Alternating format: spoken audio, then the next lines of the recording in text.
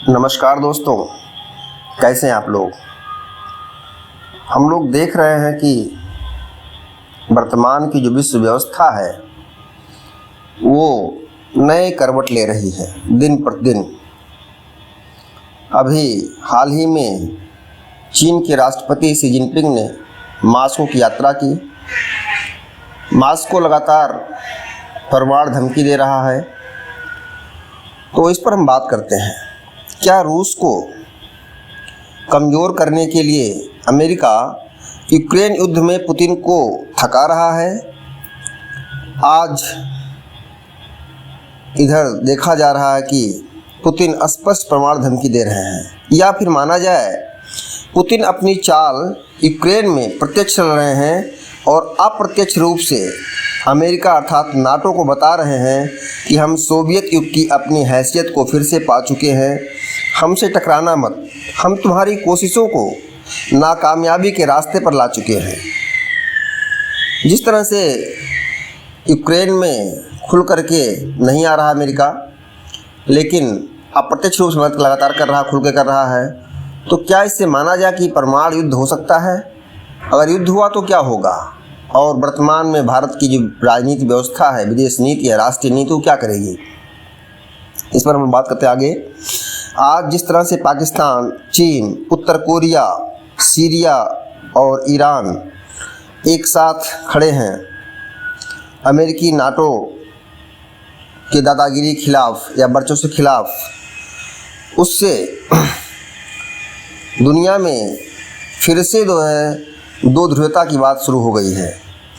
पश्चिम इसे जान भी रहा है, इसलिए अमेरिका के रिश्ते भारत से काफ़ी रणनीतिक रूप से मजबूत हुए हैं और भारत क्वाड में शामिल होकर के अपनी सुरक्षा को भी मजबूत कर रहा है।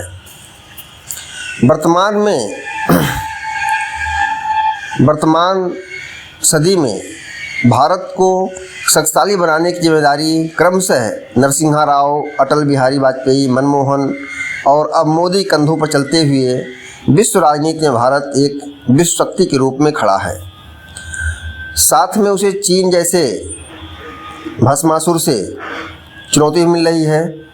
शक्तिशाली पड़ोसी है, उससे अपनी रक्षा भी करनी है और उसे मुंहतोड़ जवाब भी देना है।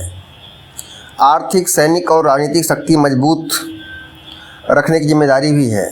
भारत लगातार प्रयास कर रहा है, इसलिए दुनिया 1945 के बाद द्विध्रुवीय, फिर 91 के बाद एक ध्रुवीय, वर्तमान में बहुध्रुवीय हो चुकी थी।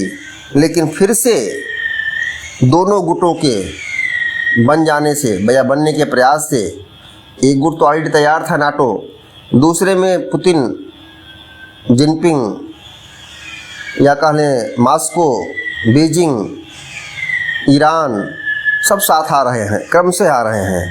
ऐसे में भारत की अपनी जो गुटनिरपेक्ष नीति है तथा पंचशील की नीति है, उस पर चलते हुए अपने एक ताकतवर एलीट की तरह अपने हितों की रक्षा करनी है। मेरा मानना है कि आज की दुनिया में भारत को अपने राष्ट्रीय हितों की रक्षा बड़ी बारीकी से करना जरूरी है।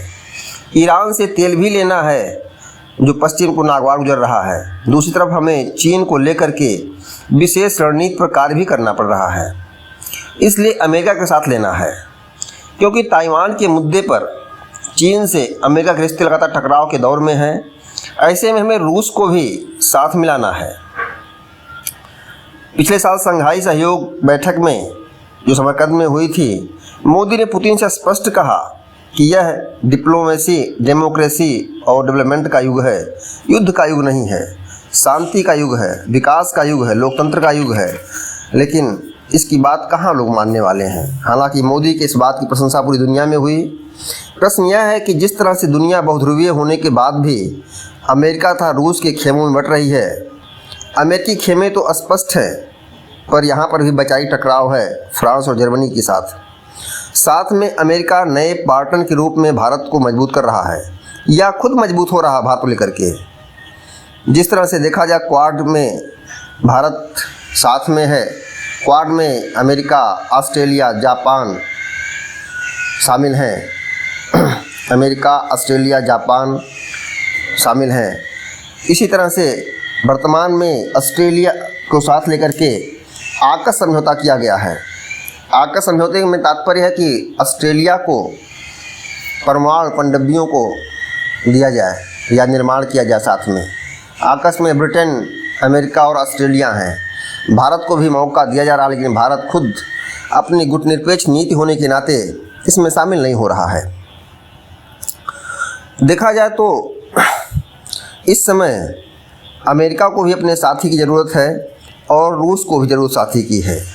इसलिए इधर चीन, पाक, उत्तर कोरिया, ईरान, रूस एक गठजोड़ बन रहे हैं, एक ध्रुवी बन रही है।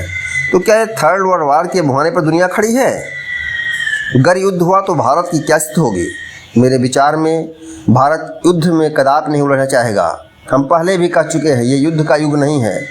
वर्तमान सरकार ऐसा ही प्रयास कर भी रही है, क्योंकि युद्ध में धन व्यय होगा जिससे हमारा विकास रुक जाएगा। अगर विकास ही हमारे शिखर पर जाने का मार्ग है, रास्ता है, डर लगता है कहीं परमाणु युद्ध हुआ तो भारत को एक तरफ पाक जो चीतर की तरह है, दूसरी तरफ कोबरा के रूप में चीन है, दोनों परमाणु शक्तिशाली हैं। मज़ेदार आशंका पैदा हो रही है, भय भी उत्पन्न हो रहा है कि परमाणु गरजे, उनके गोले बरसे तो धरती पर क्या होगा। वर्तमान विदेश नीति काफ़ी वैचारिक स्पष्टता पर है। हम लगातार मजबूत बनेंगे, लेकिन युद्ध के बजाय डिप्लोमेसी से बचाव करेंगे। यही वर्तमान भारत की रणनीति होनी चाहिए और शायद भारत विश्व शांति के मार्ग पर दुनिया को ला सके, कुछ कर सके। धन्यवाद मित्रों, फिर आगे हम बात करेंगे आपसे।